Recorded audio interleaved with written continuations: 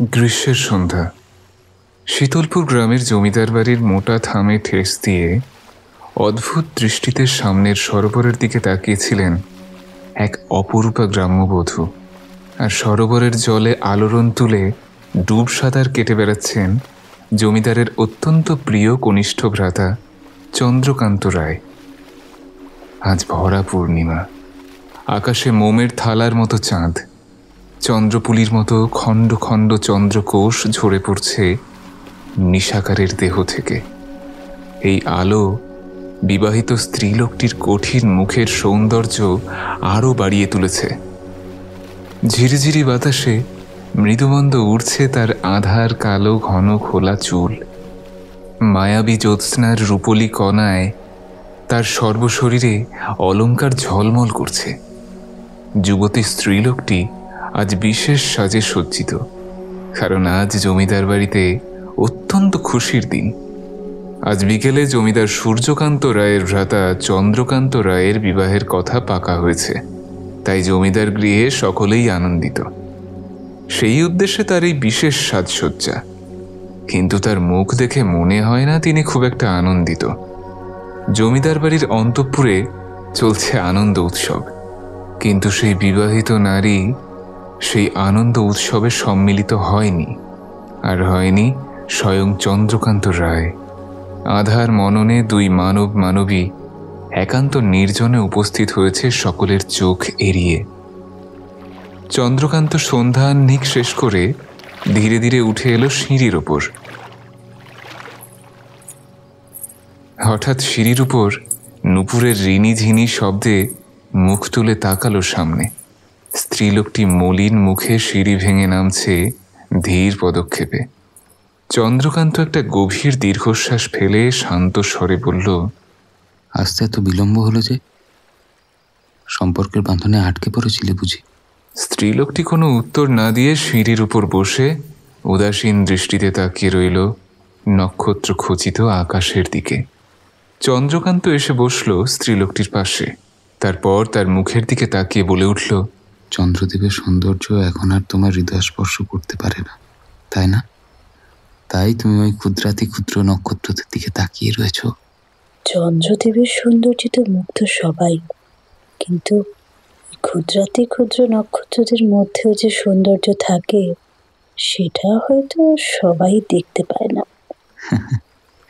স্বয়ং চন্দ্রদেবের সৌন্দর্য যদি কারো হৃদয় স্পর্শ করতে না পারে, তাহলে বুঝতে হবে তারই হৃদয় পাষাণ দিয়ে গড়া। তীর্যক দৃষ্টিতে ঘুরে তাকালো স্ত্রীলোকটি। ক্ষতস্থানে নুনের প্রলেপ দিচ্ছ? স্ত্রীলোকের ব্যথা লাগে? তার ঠোঁট কেঁপে উঠল, চোখের কোণে বাষ্প এসে ভিড় করল। সে মুখ ফিরিয়ে নিল অন্যদিকে। কিছুক্ষণের নীরবতার পর চন্দ্রকান্ত বিরাগী কণ্ঠে বলে উঠল, আজ তো তোমার খুশির দিন, আনন্দের দিন, তবে এই নির্জনে কলঙ্কের কালিমা মেখে কলঙ্কিত হতে এলে কেন? আজ তো তুমি নিপীড়ন থেকে মুক্ত। যাও যাও, গিয়ে আনন্দের স্রোতে গাটা ভাসিয়ে দাও। চন্দ্র নামক শব্দ থেকে মুখ ফিরিয়ে নেবে যখন ভেবেইছ, তখন এখানে আর থেকো না। এই বলে চন্দ্রকান্ত যেই উঠতে যাবে, স্ত্রীলোকটি তার হাত ধরে বলল, কোথায় যাচ্ছ? কেন? নূতন জীবনের প্রস্তুতি নিতে। এটাই তো চেয়েছিলে তুমি। তুমি ভাবছো আমি খুব খুশি, তাই না? যদি তা না হয়, তাহলে এত কঠোর মনের পরিচয় দিচ্ছ যে বড়। এইভাবে কি কাউকে পাওয়া যায়? কাছে থেকেও সর্বক্ষণ দূরে দূরে সরে থাকা, মিলনের প্রবল বাসনা থাকা সত্ত্বেও তা বাস্তবে পরিণত না হওয়া, এই দহন জ্বালা আমি সইব কেমন করে প্রিয়তম? সর্বক্ষণের জন্য দুজন দুজনকে পাওয়াতে বাধা কোথায়? আমার সিঁথির সিঁদুর তোমার চোখে পড়ে না? এই মিথ্যা সম্পর্কের বন্ধন আমি মানি না, যেখানে একজনের হৃদয় সর্বক্ষণ অন্য পুরুষের প্রেমে আসক্ত হয়ে থাকে। শুধু মিথ্যা সম্পর্কের নাম দিয়ে তাকে বয়ে বেড়ানোর তো কোনো মানে হয় না। তুমি বলো, আমি এখন কি করি? ওই সোনার খাঁচার বন্দি দশা থেকে নিজেকে মুক্ত করে চলো না, চলো না, একটি বার দুজনে আমরা ডানা মেলে উড়ে যাই ওই খোলা আকাশে। ক্ষণিকের ব্যবধানে একটা ঝিলিক খেলে গেল বিবাহিত স্ত্রীলোকটির চোখে মুখে। যেন এই কথাটার জন্যই এত ছলাকলা, এত পরিশ্রম। মুখের সেই ভাব গোপন করে সে বলে উঠল, যদি তোমার এই ইচ্ছা হয় তবে তাই হোক। সত্যি বলছো? তোমার সুখেই আমি সুখী। কিন্তু কি উপায়ে? উপায় একটা আছে, তবে আজ কিছু বলবো না। কদিন পর চন্দ্রগ্রহণ, সেদিন সব বলবো। এখন যাই, অনেকক্ষণ প্রাসাদের বাইরে। এই বলে সে দ্রুত পায়ে এগিয়ে গেল জমিদার বাড়ির দিকে।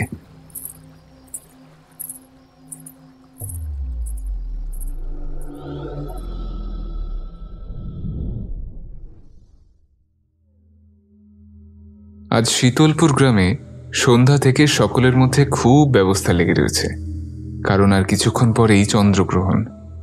সন্ধ্যার আগেই প্রতিটি গৃহে রান্নার কাজ সম্পন্ন করে ফেলেছেন গৃহিণীরা। বাড়ির ছোটদেরকে পেট ভরে খাইয়ে দিয়েছে।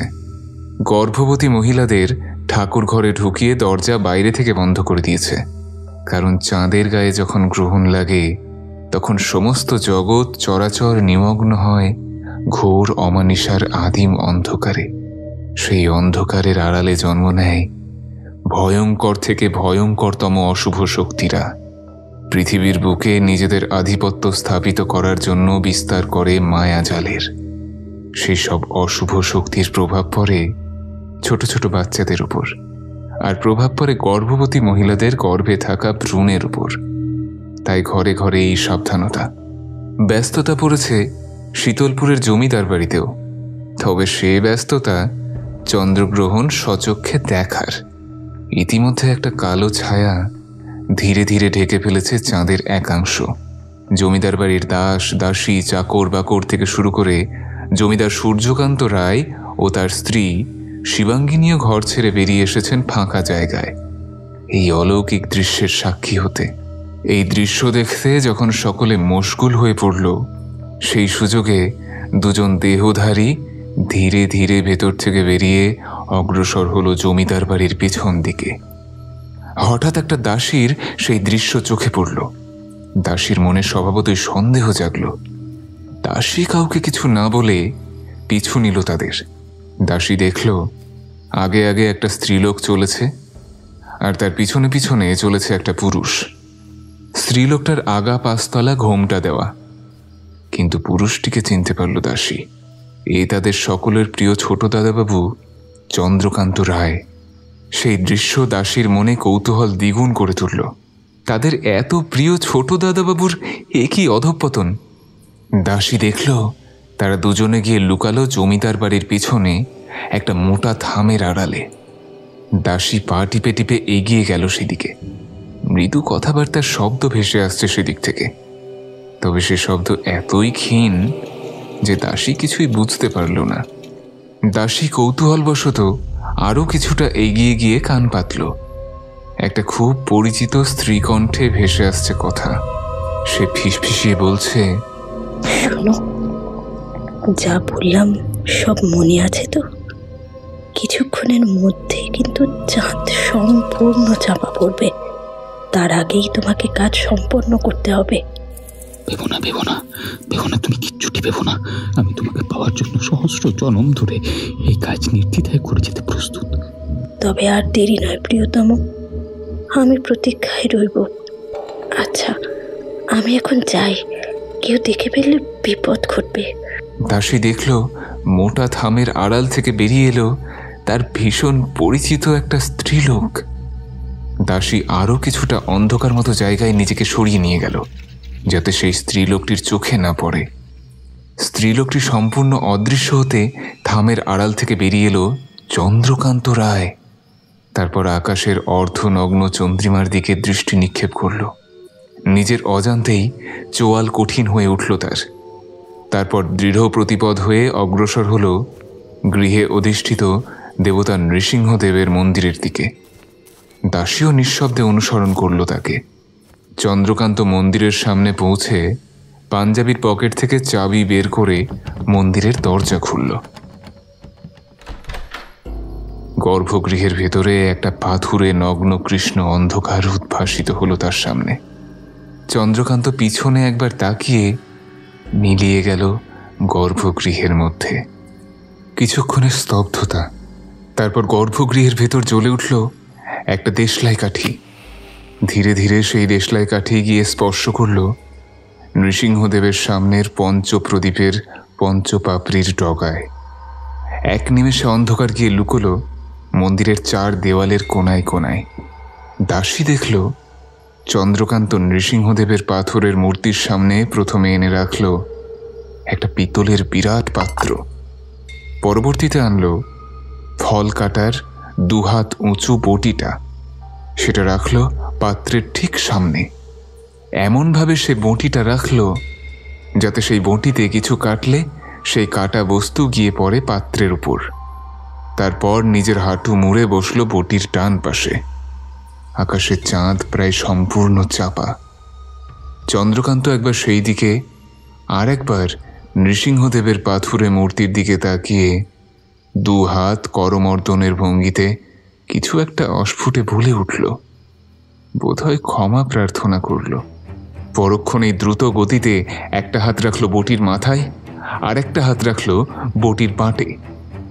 অতঃপর নির্দ্বিধায় কচ্ছপের মতো মাথাটা বাড়িয়ে দিল বটির দিকে। বটির ধারালো ফলার স্পর্শ গলায় অনুভব হতেই চন্দ্রকান্তের দু চোখ বুজে এলো। পর মুহূর্তে বটির ডগা থেকে গোড়া অবধি গলাটা নামিয়ে আনলো। একটা খচ শব্দ। বাঁধ ভাঙা জলপ্রপাতের মতো লাল রক্তের স্রোত ছড়িয়ে পড়ল গর্ভগৃহে। চন্দ্রকান্তের গলার নিচের অংশ কিছুক্ষণ বলির পাঠার মতো থরথর করে কেঁপে উঠে একেবারে স্থির হয়ে গেল। চন্দ্রকান্তের গলার নিচের অংশটা গোড়ায় আর মাথাটা হেলে পড়ল সেই পিতলের পাত্রের উপর। সেই বীভৎস দৃশ্য দেখে দাসী পাহাড় প্রমাণ ভয় ও আতঙ্কে চিৎকার করে উঠে দৌড় দিল। জমিদার বাবু! দাসীর তীক্ষ্ণ চিৎকারে পূর্ণগ্রাস চন্দ্রগ্রহণ থেকে দৃষ্টি সরে গিয়ে সকলের দৃষ্টি গিয়ে পড়ল দাসীর উপর। দাসী জমিদার সূর্যকান্ত রায়ের পায়ের কাছে পড়ে কোনো রকমে বলে উঠল, জমিদার বাবু, ছোট দাদা বাবু, ছোট দাদা বাবু। দাসীর আতঙ্কিত চেহারা দেখে সকলেই অনুমান করলেন নিশ্চয়ই খারাপ কিছু একটা ঘটেছে, নইলে কেউ এতটা আতঙ্কিত সচরাচর হয় না। জমিদার সূর্যকান্ত রায় দাসীর দুই কাঁধ ধরে ঝাঁকুনি দিয়ে উদ্বিগ্ন কণ্ঠে বলে উঠলেন, কি হয়েছে বল দাদা বাবুর, কি হয়েছে? হ্যাঁ, সে এখন কোথায়? কি রে, কি হয়েছে বল আমাকে। দাসী কোনো রকমে হাত তুলে মন্দিরের দিকে নির্দেশ করল। সকলে সেদিকে রুদ্ধশ্বাসে দৌড়ল। জমিদার আর তার স্ত্রী শিবাঙ্গিনী আগে আগে, তাদের পিছনে বাড়ির সকলে। দূর থেকে মন্দিরের ভেতরের পঞ্চপ্রদীপের আলো সকলেরই চোখে পড়ল। হঠাৎ জমিদার সূর্যকান্ত রায় মন্দিরের খুব কাছে গিয়ে থমকে দাঁড়িয়ে পড়লেন। পিছনের বাকিরা তখনও এসে পৌঁছয়নি। আর ঠিক সেই সময় একটা দক্ষিণা বাতাস ঝোড়ো হাওয়ার আকার নিয়ে গর্ভগৃহের ভেতর প্রবেশ করে আবার জমিদার বাড়ির চৌহদ্দির বাইরে বেরিয়ে গেল। গর্ভগৃহের পঞ্চপ্রদীপ নিভে গেল। ঘটনাটা এতটাই অস্বাভাবিক যে সকলে হতভম্ব হয়ে গেল। শুধু জমিদার সূর্যকান্ত রায় ওই নৃসিংহদেবের নিশ্চল পাথুরে মূর্তির মতো স্থির হয়ে দাঁড়িয়ে রইলেন গর্ভগৃহের ওই অকৃত্রিম অন্ধকারের দিকে তাকিয়ে। বৃদ্ধ নায়েব জমিদারের কাছে এসে হাঁপাতে হাঁপাতে বললেন, কি ঘটলো বলুন তো জমিদার বাবু, কিছু কি দেখলেন? ঘুরে তাকালেন জমিদার সূর্যকান্ত রায়। মানব মন নিদারুণ শোক পেলে যেরকম দেখায়, জমিদারের অবস্থাও ঠিক সেই রকম। চোখ মুখ উদ্ভ্রান্তের মতো। তিনি একটিও কথা না বলে ধীরে ধীরে ফিরে চললেন আপন গৃহের দিকে।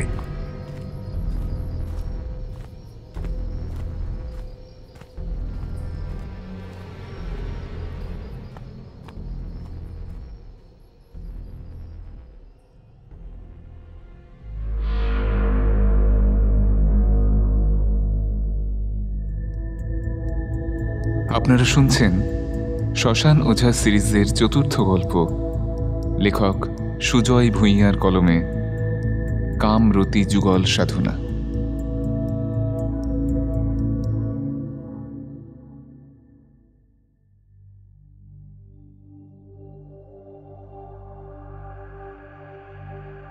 পরদিন বেলা গড়ালে রায়বংশের স্বজাতিরা চন্দ্রকান্তের বীভৎস মৃতদেহ গ্রামের বাইরে একটা নিম গাছের নিচে এনে রাখলেন। মুখাগ্নি করলেন জমিদার সূর্যকান্ত রায়। তবে দেহ জ্বালানো হল না। জমিদার বাড়ির পুরোহিত রামরাম চৌধুরী এসে শাস্ত্রীয় আচার অনুষ্ঠান সেরে পিণ্ডদান সম্পূর্ণ করলেন। ওদিকে শকুনের মতো সব দেহের দিকে তাকিয়ে বসে আছে কেঁধোর দল। শীতলপুর গ্রামের অতি প্রাচীন রীতি হল এই গায়ে কেউ মরলে তাকে গঙ্গায় দেওয়া, আর গঙ্গায় মরা বয়ে নিয়ে যাওয়ার জন্য একদল যাযাবর লোক থাকে। মরা বওয়াই হচ্ছে এদের পেশা। কে কোথায় মরমর হয়েছে সে খোঁজ এরা রাখে। মরার সঙ্গে সঙ্গে গিয়ে জুটবে সেখানে। তারপর দর কষাকষি চলবে। এত বোতল মদ, নগদ এত টাকা, আর যাওয়া আসার জন্য যে কদিন লাগবে সে কদিনের জন্য চাল, ডাল, নুন, তেল, তামাক, মুড়ি, গুড় এইসব জিনিস বুঝে পেলে মরাটাকে কাঁথা মাদুরে জড়িয়ে একটা বাঁশে ঝুলিয়ে হাঁটতে শুরু করবে গঙ্গার দিকে। এরাই হলো কেঁধো। সূর্যকান্ত প্রাচীন রীতি অনুযায়ী ভ্রাতার শবদেহ গঙ্গায় দেওয়ার জন্য তুলে দিলেন কেঁধোদের হাতে, সাথে ৮-১০ জন খুনে লাঠিয়াল। কারণ কেঁধোদের দল অত্যন্ত ধূর্ত। গঙ্গা এখান থেকে ১০-১২ দিনের পথ। কেঁধোর দল মরা গঙ্গায় নিয়ে যাওয়ার নাম করে আশেপাশের কোনো খানা বা ডোবা বা পুকুরে ফেলে যে যার আত্মীয়ের বাড়ি চলে যাবে দূর গাঁয়ে, কাটিয়ে আসবে কটা দিন, তারপর ফিরে এসে প্রাপ্যটা ১৬ আনায় বুঝে নেবে। তাই এই ব্যবস্থা, যাতে ধূর্ত কেঁধোর দল কোনো বেচাল করতে না পারে। মরা কাঁধে কেঁধোর দল বিদায় নিল। সকলের চোখে একরাশ বেদনা নিয়ে সেই দিকে অপলক দৃষ্টিতে তাকিয়ে রইল। বৃদ্ধ নায়েব ভিড় থেকে একটু দূরে দাঁড়িয়ে দেখছিলেন সেই দৃশ্য, আর ভাবছিলেন চন্দ্রকান্তের ভয়ঙ্কর পরিণতির কথা। বড় কর্তা অর্থাৎ সূর্যকান্ত এবং চন্দ্রকান্তের পিতা রাধাকান্ত রায়, তিনি তার অকাল প্রয়াণের পূর্বে এক নিভৃত রজনীতে নায়েব মশাইয়ের হাত ধরে তার ২ পুত্রের ভার তুলে দিয়ে বলেছিলেন তার অবর্তমানে তার ২ পুত্রকে তিনি যেন সর্বদা আগলে রাখেন। কোনো বিপদের আঁচ তিনি যেন তাদের পুত্রদের উপর লাগতে না দেন। এতদিন তিনি নিষ্ঠার সাথে সেই দায়িত্বই পালন করে এসেছেন। সমস্ত ঝড়, ঝঞ্ঝা, দায়, বিপদ তিনি নিজে হাতে সামলেছেন। কখনো কোনোদিন ২ পুত্রের উপর কোনো আঁচও আসতে দেননি। কিন্তু আজ তিনি পরাজিত, আজ তিনি ব্যর্থ। বড় কর্তার কথা তিনি রাখতে পারেননি। বৃদ্ধের বুক চিরে একটা গভীর দীর্ঘশ্বাস বেরিয়ে এলো। এই যে মশাই, শুনছেন? অচেনা কণ্ঠস্বরে ভাবনার জগৎ থেকে কঠিন বাস্তবে ফিরে আসেন প্রৌঢ় নায়েব। পিছন ফিরে দেখলেন এক অল্প বয়সের যুবক, গায়ের রং গৌরবর্ণা, ছোটখাটো রিজু চেহারা, মুখে প্রশান্ত ভাব। আমাকে বলছেন? হ্যাঁ বলুন। এটাই কি শীতলপুর গ্রামের শ্মশান? আগে হ্যাঁ, এটাই শীতলপুরের শ্মশান। আচ্ছা, বলছি এখানে ডাকিনী পীঠটা কোথায় বলতে পারেন? ডাকিনী পীঠ? হ্যাঁ, শুনেছিলাম এই শ্মশানের আশেপাশে কোথাও আছে, কিন্তু অনেক খুঁজেও পাচ্ছি না। আপনি কি বলতে পারেন সঠিক স্থানটা ঠিক কোথায়? এ গায়ে আমাদের ৭ পুরুষের বাস। ওই এই ধরনের পীঠস্থানের নাম তো আগে কখনো শুনিনি বাবু। পীঠস্থান তো কেবল দেবদেবীরই হয় জানতাম। ডাকিনী পীঠ এই প্রথম তোমার মুখে শুনলাম। সে কি, কেন হয় না? ডাকিনী যোগিনী তো জগৎ মাতারই 2 শক্তি। মায়ের শক্তির পীঠস্থান থাকবে না? সেটা আবার কখনো হয়? হবে হয়তো। তা তুমি কি কোনো সাধক টাধক নাকি হে বাবু? কথাবার্তা, পোশাক আশাক দেখে তো তাই ঠাওর হচ্ছে। সাধক আর হতে পারলাম কই, ওই একটু আধটু মায়ের নাম গান করে বেড়াই। বাপ ঠাকুরদার মুখে শুনেছিলাম বটে, যারা সাধক মানুষ হয় তারা খুব একটা নিজেদের পরিচয় দিতে চায় না। তোমাকে দেখে কথাটা আবার মনে পড়ে গেল। যুবকটি প্রৌঢ় নায়েবের কথার কোনো উত্তর না দিয়ে বলল, আচ্ছা, দেখলাম কেধোর দল মরা কাঁধে গেল। কে মারা গেলেন? বৃদ্ধ নায়েব এবার যুবকের দিকে তীক্ষ্ণ দৃষ্টিতে দেখে কি যেন একটা ভাবলেন, তারপর অস্ফুটে বললেন, আমার পুত্র।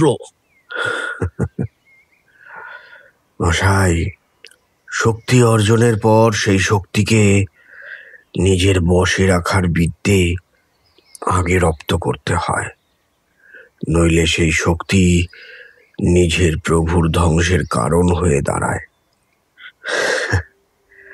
আশা করছি আমার কথার সারমর্ম আপনার কাছে অজ্ঞাত নয়।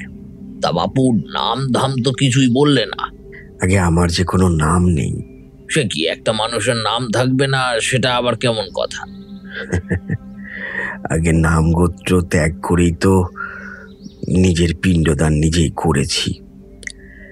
এই সংসারে এখন আমি মৃত, তবে শ্মশানে মশানে ঘুরে বেড়াই বলে লোকে শ্মশান ওঝা বলে মাঝে সাঝে ডেকে থাকেন। এক্ষুনি চলে যাবে বুঝি? না কর্তামশাই, এক বিশেষ কাজে এসেছি, সেটা সম্পূর্ণ না হওয়া পর্যন্ত আছি। তা কোথায় উঠেছ? আচ্ছা, এখন চলি, জগৎজননীর কৃপা হলে আবার সাক্ষাৎ হবে।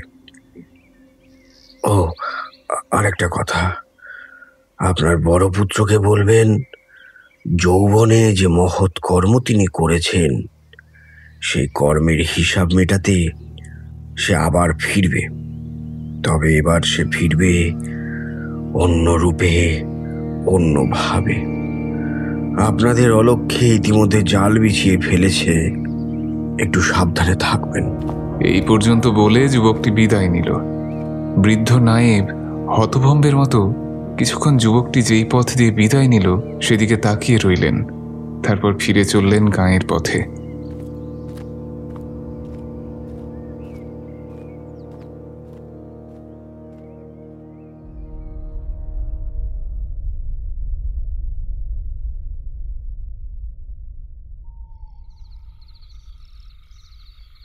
কৃষ্ণপক্ষের গভীর রাত।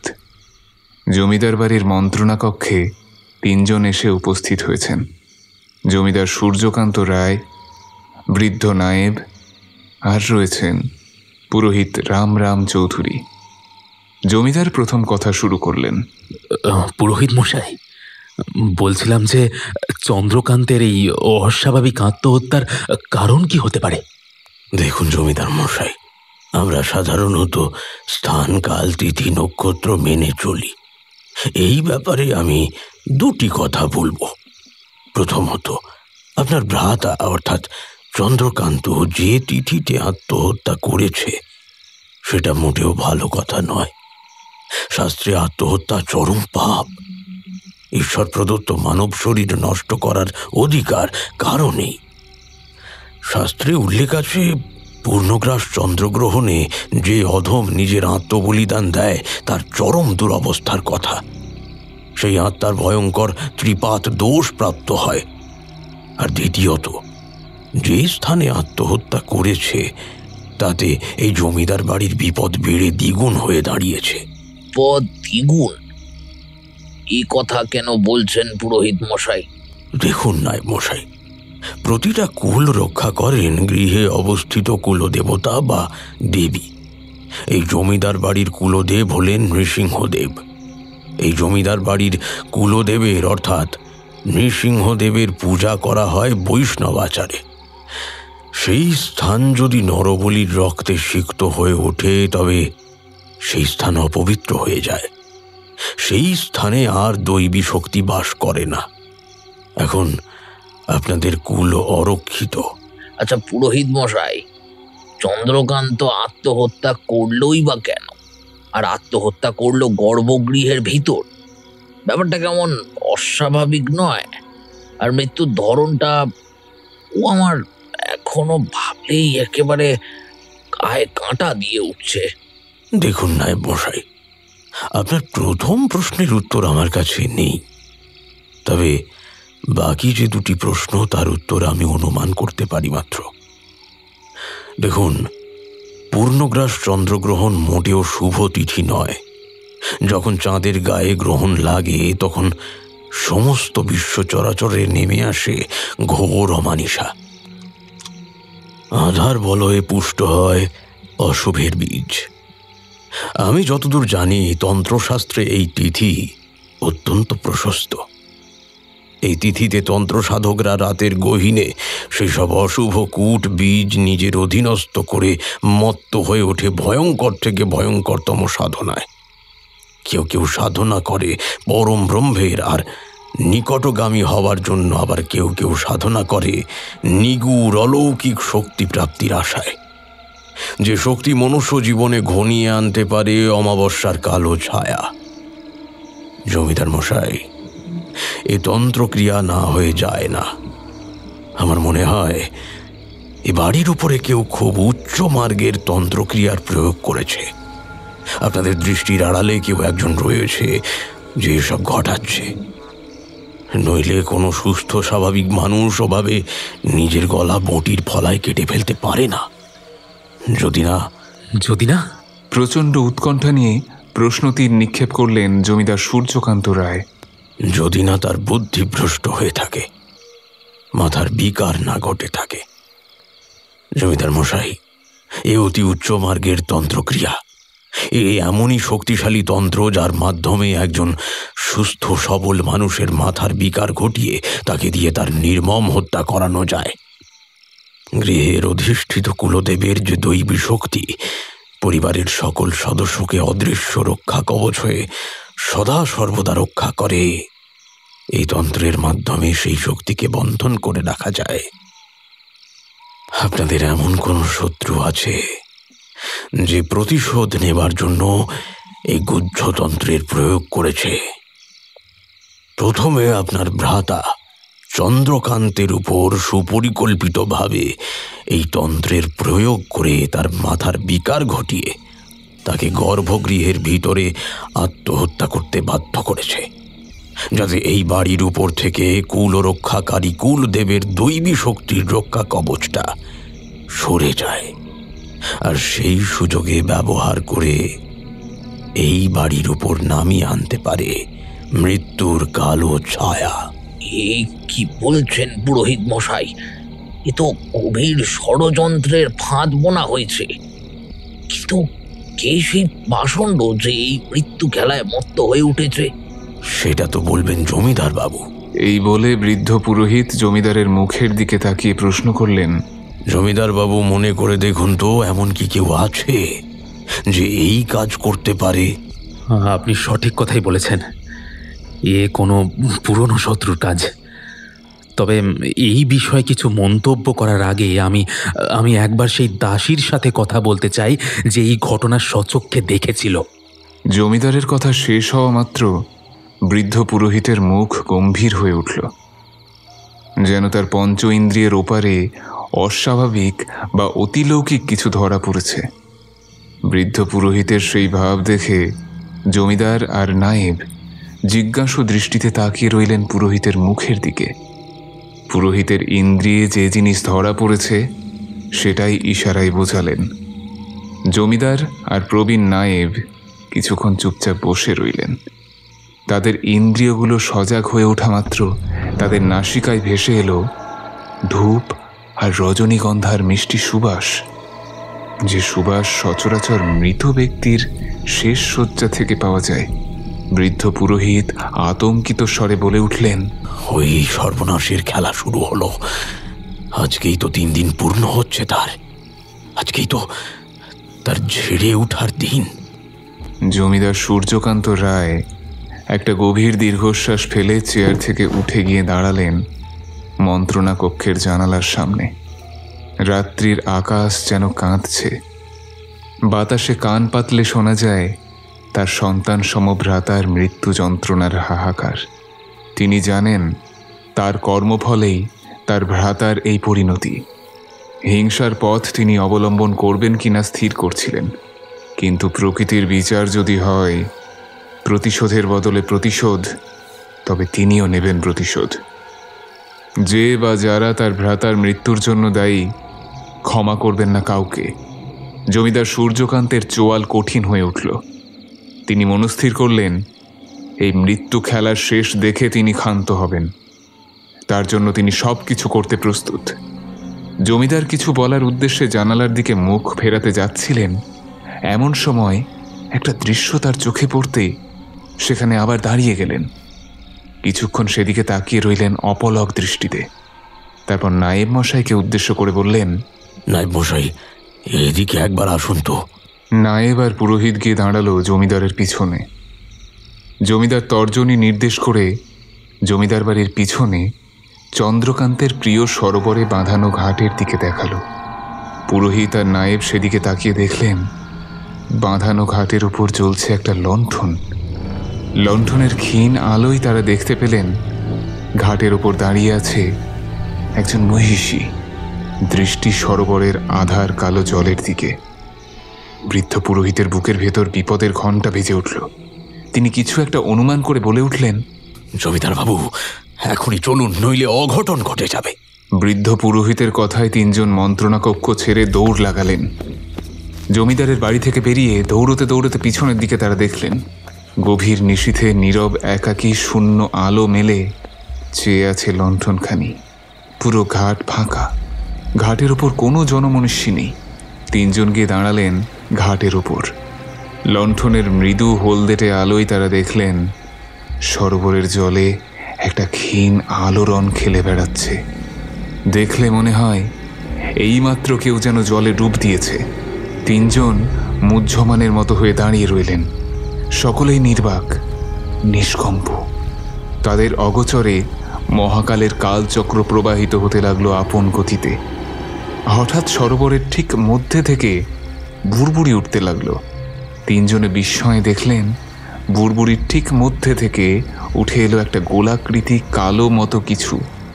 জলের কম্পনে ধীরে ধীরে সেই গোলাকৃতি বস্তুটা ভেসে এলো সরোবরের ঘাটের কাছে। আলো আধারিতেও সকলের সেটা চিনতে অসুবিধা হলো না, ওটা আসলে সেই দাসীর ধড়হীন কাটা মাথা। কয়েকটা মুহূর্ত সকলেই নিশ্চুপ। নীরবতা ভেঙে পুরোহিত বলে উঠলেন, জমিদার বাবু, নায়েব মশাই, এই স্থান এখনই ত্যাগ করতে হবে। এই স্থান এখন আর নিরাপদ নয়। এই বলে সকলে দ্রুত সেই স্থান ছেড়ে জমিদারের গৃহের দিকে অগ্রসর হলো।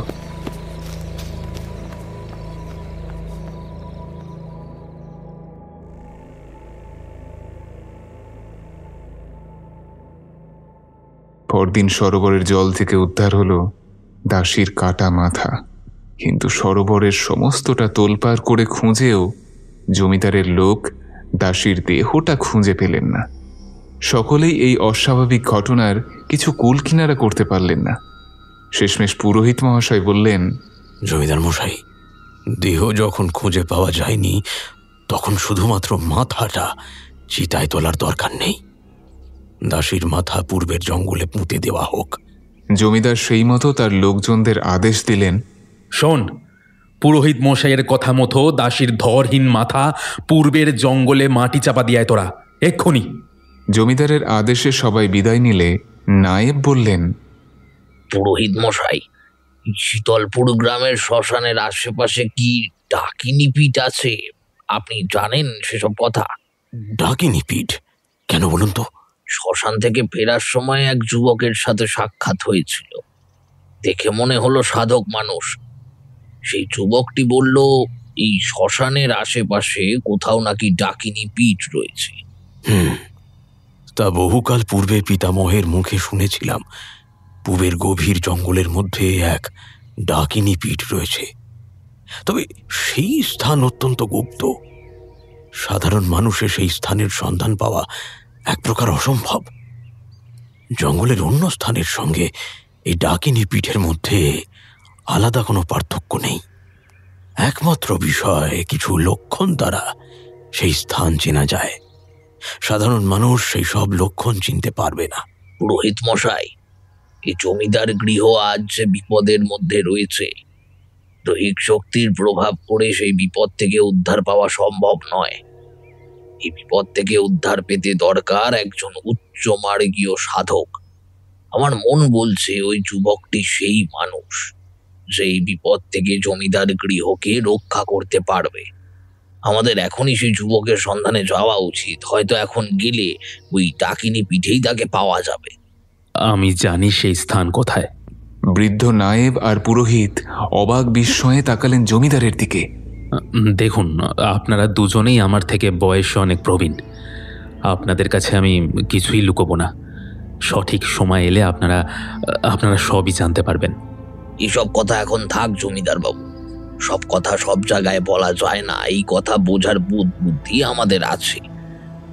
জমিদার বাবু, সেই স্থানে আমাদেরকেই যেতে হবে, অন্য কাউকে এই কাজের ভার দেওয়া যাবে না।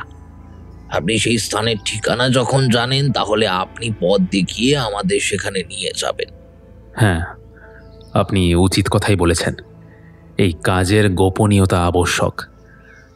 আমার মনে হয় আমাদের আশেপাশেই সে উপস্থিত রয়েছে। আমরা তাকে দেখতে পাচ্ছি না বটে, কিন্তু সে আমাদের প্রতিটা পদক্ষেপের ওপর নজর রেখেছে। তাই যা করতে হবে গোপনভাবেই করতে হবে।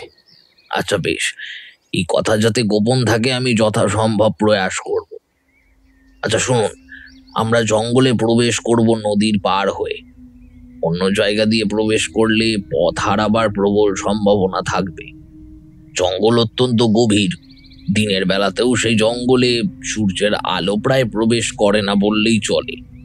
সাপ, খোপ, বুনো শুয়োরের ভয় তো আছেই, কাজেই খুব সাবধানে আমাদের সেখানে যেতে হবে। এই পর্যন্ত আলোচনার পর জমিদার, পুরোহিত আর নায়েব জঙ্গলের উদ্দেশ্যে রওনা দিল।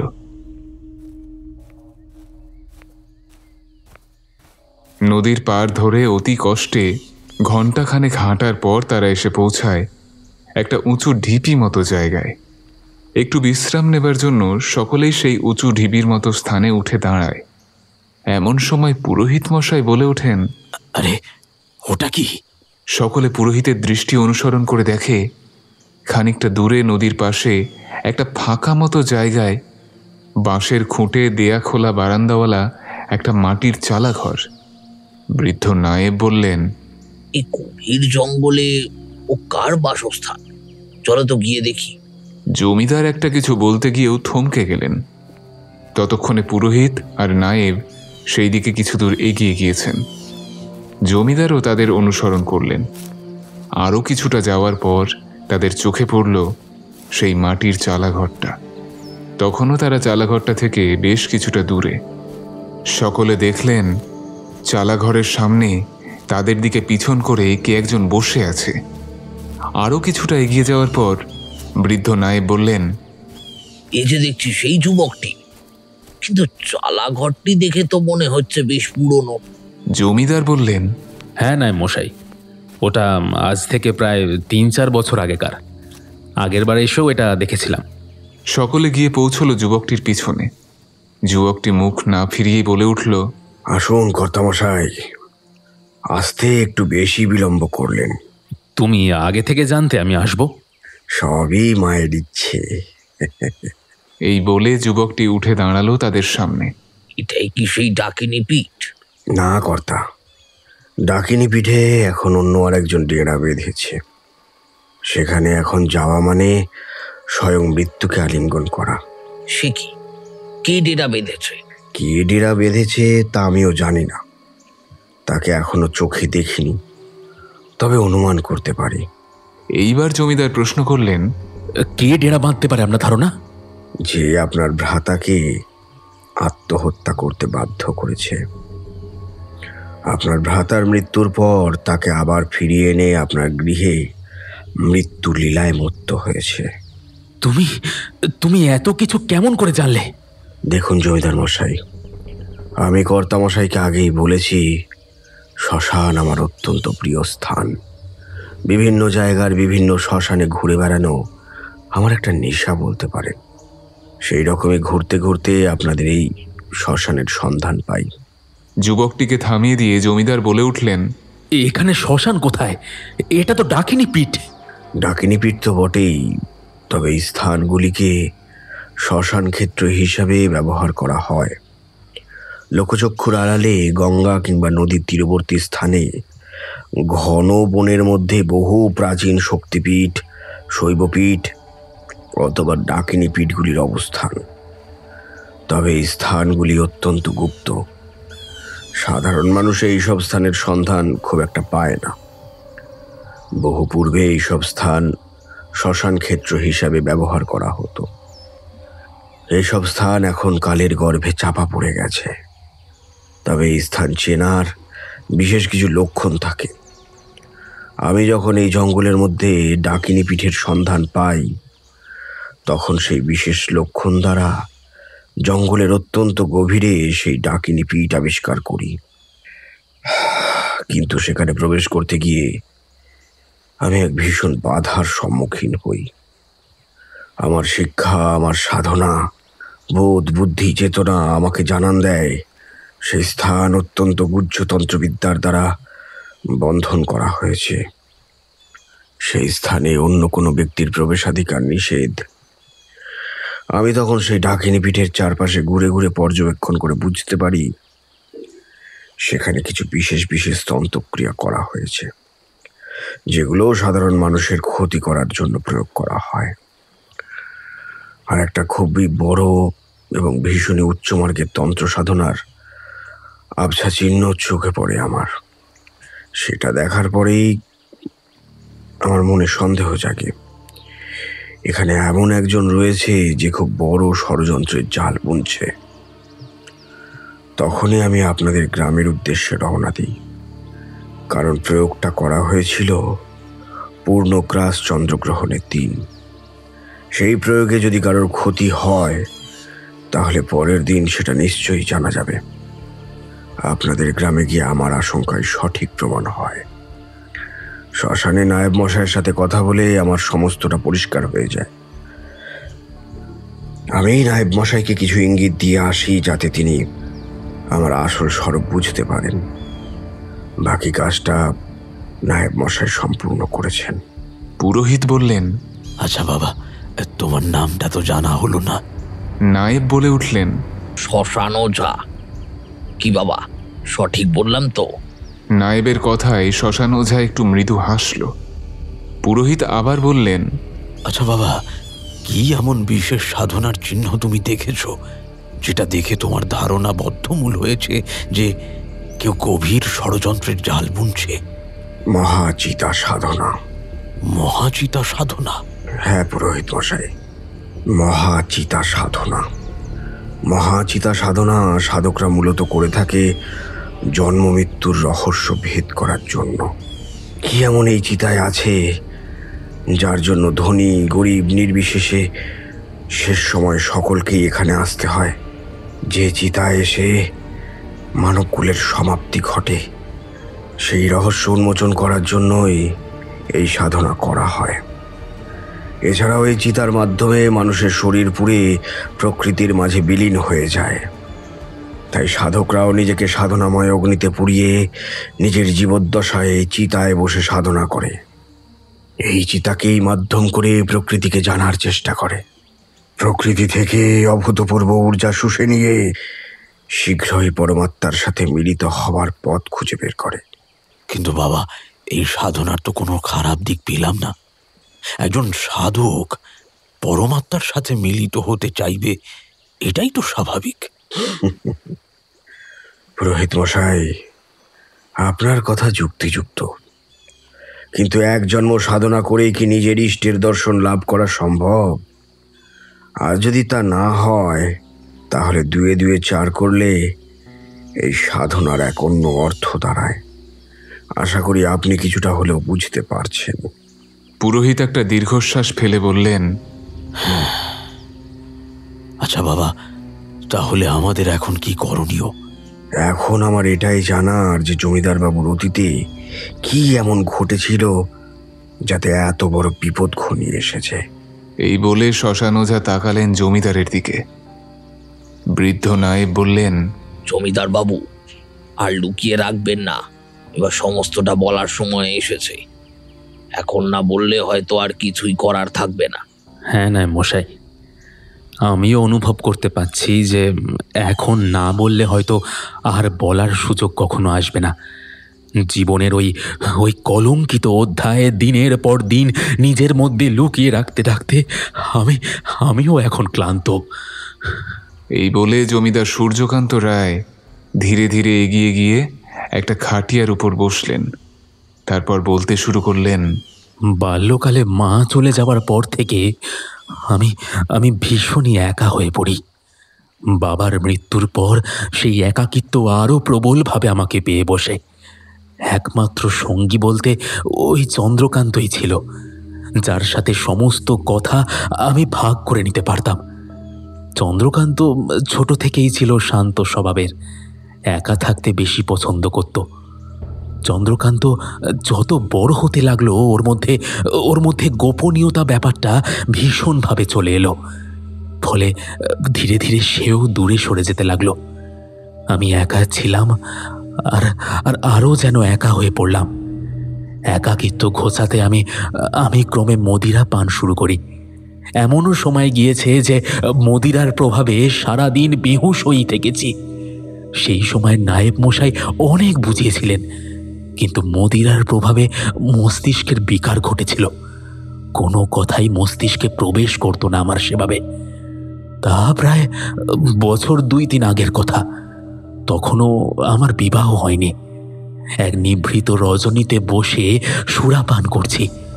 হঠাৎ মাথায় ভূত চাপে শিকারে যাওয়ার। শিকার টিকার করার বাতিক আমার কোনোদিনই ছিল না সেরকম। সে করতে না আমার বাবা, কিন্তু এই সমুদ্র প্রমাণ একাকিত্ব প্রতিটা মুহূর্তে তাড়িয়ে নিয়ে বেড়াতো আমাকে। তখন বাঁধনহীন উন্মুক্ত জীবন, আমার মনে অপরিসীম সাহস। বাবার সেন্টার ফায়ার রাইফেলটা কাঁধে ঝুলিয়ে বেরিয়ে পড়লাম পূবের জঙ্গলের উদ্দেশ্যে। গ্রামের এক রাখাল ছেলের মুখে শুনেছিলাম যে সেখানে রাত্রি হলে নাকি বুনো, শুয়োর, মহিষ এসব এই নদীতে জল খেতে নামতো। সেই কথা আমার স্মরণে ছিল। সুরার নেশায় নদীর পথ ধরে প্রবেশ করি জঙ্গলে। সুরার নেশায় যে আমি কত পথ অতিক্রম করে এসেছিলাম অনুমান ছিল না। তারপর এক জায়গায় ওই নলখাগড়ার শুকনো ঘাস দেখে সেখানে বন্দুক বাগিয়ে জমিয়ে বসলাম। ক্রমে রাত্রি আরো গভীর হলো। অন্ধকার প্রান্তরের ছায়াহীন ধুধু জ্যোৎস্না ভরা রাত্রির রূপ এমন বিজন, বিশাল, উন্মুক্ত প্রকৃতির চিত্রাকর্ষক চাউনি মাতাল করে তুলল আমার বক্ষ মাঝের হৃদয় ভেলার মাঝিকে। মন বাঁঝি দ্বার বেয়ে ভেসে চলল আকাশের অগণিত নক্ষত্রের অলিতে গলিতে। রাত্রির এই অপার্থিব সৌন্দর্যে সমস্ত শরীর শিহরিত হয়ে উঠল আমার। আমি উদ্ভ্রান্তের মতো কোমরে গোঁজা সুরার বোতল থেকে কিছুটা সুরা পান করে নিলাম। হঠাৎ নদীর পশ্চিম অংশে চোখ যেতেই আমি প্রবল উত্তেজনায় কাঁধ থেকে বন্দুক নামিয়ে আনলাম। জ্যোৎস্নার আলোতে স্পষ্ট দেখলাম নদীর চড়ায় দুটি আবছা অবয়ব ধীরে ধীরে নদীর বুকে নেমে যাচ্ছে। বুঝলাম তারা জল খেতে নয়, এসেছে নদীর জলে তাদের গা ভেজাতে। আমি বন্দুক বাগিয়ে এক দৃষ্টে তাকিয়ে রইলাম সেই দিকে। নদীর জলে বেশ কিছুক্ষণ তারা ধীরে ধীরে নদীতে থেকে চড়ায় উঠতে শুরু করেছে। তারা যখন নদী থেকে সম্পূর্ণ চড়ায় উঠল তখন বিস্ময়ে আমার হাত থেকে বন্দুক খসে পড়ল। আমি দেখলাম সেগুলো মহিষ নয়, সেগুলো একজন পুরুষ আর একজন নারী। চাঁদনি রাতে স্পষ্ট দেখলাম দুই মানবী হাত ধরাধরি করে জঙ্গলের মধ্যে মিলিয়ে গেল। ততক্ষণে আমার সুরার নেশা কেটে গিয়েছে। আমি নিজের হাতে চিমটি কেটে দেখলাম আমি ভুল দেখছি না তো। পরক্ষণেই নেশায় আচ্ছন্ন মস্তিষ্ক আমায় জানান দিল যে সচক্ষে আমি যা দেখছি তা আমার ভ্রান্তি নয়। খানিক পরে রাত বর্ষা হয়ে জ্যোৎস্না মিলিয়ে গেল। আমি উদ্ভ্রান্ত মস্তিষ্কে হেঁটে চলে এলাম গ্রামে। বাড়ি ফিরে এসে সে কথা আমি কাউকে জানালাম না। পরের দিন আবার রাত্রি এলো। অনুভব করলাম কি এক দুর্নিবার আকর্ষণ আমার মনকে আহ্বান জানাচ্ছে ওই নদীর তীরে যাওয়ার জন্য। বুঝলাম আমাকে আবার সেখানে যেতে হবে, আবার রাত্রি জাগতে হবে। ওই রহস্যময় নারী পুরুষের সন্ধান আমাকে করতেই হবে। আবার বন্দুক কাঁধে বেরিয়ে পড়লাম। নদীর পার ধরে হেঁটে পৌঁছালাম সেই স্থানে। আবার প্রতীক্ষার প্রহর শুরু হলো। আগের দিনের থেকে আজ রাত্রির সৌন্দর্য যেন দ্বিগুণ হয়ে উঠেছে। মনে হলো আমি কোনো স্বপ্নালোকে উপস্থিত রয়েছি যেন। ঘন কৃষ্ণকায় অন্ধকার আবৃত্ত বন প্রান্তরের ঊর্ধ্বাকাশে অগণিত নক্ষত্রলোক কত সহস্র দূরের বিশ্বরাজের জ্যোতির দূতিরূপে মর্তলোকের বাসিন্দাদের উন্মিলিত নেত্রদয়ের সম্মুখে দেখা দিচ্ছে যেন। এই সুবিশাল প্রকৃতির চিত্র মাঝে হলুদ প্রজ্বলিত সুধাকর আলোর জোয়ারে ভাসিয়ে তুলেছে এই প্রাচীন বনভূমিকে। জঙ্গলের কৃষ্ণরাজি মায়াবী কায়ার রূপ ধরে জঙ্গলের অধিবাসীদের নিদ্রা পড়িতে পাঠিয়েছে। শীতল হিমযুক্ত বাতাসে গাছপালা এবং নৈশ পুষ্পের সুবাস ছড়িয়ে পড়েছে জঙ্গলের প্রতিটা প্রান্তে। নীরবতার এক আদিম শক্তি নৈশব্দের বাণে বিদ্ধ করেছে শব্দ সৃষ্টিকারী প্রকৃতি সত্তার বক্ষ মাঝের নীলমণিকে। হঠাৎ নদীর বুকে জল তরঙ্গের ধ্বনিতে আমার সম্বিত ফেরে। সেই দিকে দৃষ্টি ফিরিয়ে আমি দেখি নদীর উপর সেই দুজন মানবী নিজেদের মধ্যে জলকেলিতে মত্ত। অস্পষ্ট স্বরে ভেসে আসছে তাদের আনন্দ উল্লাসের ধ্বনি। এইভাবে কিছু সময় কাটার পর নারীটি নদীর চড়ায় উঠে গেল। পুরুষটি তখনও নদীর মাঝে রয়েছে। নারীটি এক গোপন ইশারায় পুরুষটিকে ডেকে জঙ্গলের দিকে অগ্রসর হলো। পুরুষটি জল থেকে উঠে নারী মূর্তিটিকে অনুসরণ করলো। আমি দ্রুত তাদের পিছু নিলাম। ততক্ষণে তারা জঙ্গলে প্রবেশ করে ফেলেছে। তারা যেই স্থান দিয়ে জঙ্গলে প্রবেশ করেছে সেখানে পৌঁছে তাদের আর দেখতে পেলাম না আমি। ততক্ষণে আমার জেদ চেপে গিয়েছে। এই নারী পুরুষের রহস্য উন্মোচন না করে আমি বাড়ি ফিরব না। আমি তখন বন্দুক বাগিয়ে জঙ্গলের গভীরে প্রবেশ করি। জঙ্গলের ভিতর গভীর অন্ধকার, কিছুই দেখা যায় না প্রায়। তবু অতি কষ্টে বন জঙ্গল ভেঙে অরণ্যের আরো গভীরে পৌঁছে যাই। জঙ্গলের অনেক গভীরে পৌঁছতেই একটা ক্ষীণ আলোর উৎস আমার চোখে পড়ে। ধীরে ধীরে সেই আলোর রশ্মি বরাবর এগিয়ে গিয়ে আমি যা দেখলাম তাতে আমার মনের মধ্যে তীব্র ঘৃণা, রাগ এবং ভয় একসাথে উৎপন্ন হলো। আমি দেখলাম জঙ্গলের সেই স্থান একটু ফাঁকা মতো। সেখানে আগুন জ্বালিয়ে একটা কুণ্ড তৈরি করা হয়েছে, আর সেই কুণ্ডের পাশে উন্মত্ত সেই মানবী সম্ভোগে মত্ত হয়ে উঠেছে। সেই দৃশ্য দেখে প্রথমটা ভয় উৎপন্ন হয়েছিল, কারণ সেই মানবীর সম্ভোগ ঠিক সাধারণ সম্ভোগের মতো অস্থিরতার আস্ফালন ছিল না। মানবীর কর্ণমূল থেকে পায়ের আঙুল পর্যন্ত চুম্বন, পেষণ আর মর্দনের দ্বারা সেই নারীর শৃঙ্গার করল পুরুষটি। তারপর পাশ থেকে একটা তরল জাতীয় কিছু নিয়ে নারীটির উন্মুক্ত বক্ষে সেই তরলের প্রলেপ দ্বারা একটা কিছু অঙ্কন করল। তারপর সামনের মাটির কলস থেকে জল নিয়ে অদ্ভুত মন্ত্র উচ্চারণ করতে করতে নারীটির সমস্ত অঙ্গ প্রত্যঙ্গ ধুয়ে দিতে লাগলো সে। সেই দৃশ্য দেখে মনে হলো দেহ সুখের জন্য সেই সম্ভোগ নয়, তার পিছনে অন্য কোনো অভিসন্ধি ছিল দুজনের। ততক্ষণে আমার ভয় কেটে গিয়েছে। মনের মধ্যে প্রবল ঘৃণার রাগ উৎপন্ন হয়েছে আমার। জমিদারি রক্ত গরম হয়ে উঠল। লোক চক্ষুর আড়ালে রাতের অন্ধকারে আমার গ্রামে এসব করার সাহস হয় কি করে? এর একটাই শাস্তি, মৃত্যুদণ্ড। সেন্টার ফায়ার রাইফেলে নিশানা লাগালাম পুরুষটিকে। একটু বিলম্ব না করে পুরুষটির মাথা লক্ষ্য করে চালিয়ে দিলাম গুলি। মুহূর্তের মধ্যে পুরুষটির মাথা চৌচির হয়ে গেল একেবারে। নারীটি আতঙ্কে চিৎকার করে উঠে দৌড়ে মিলিয়ে গেল জঙ্গলে। আন্দাজে আর একটা গুলি চালালাম, কিন্তু লক্ষ্য ভ্রষ্ট হলো।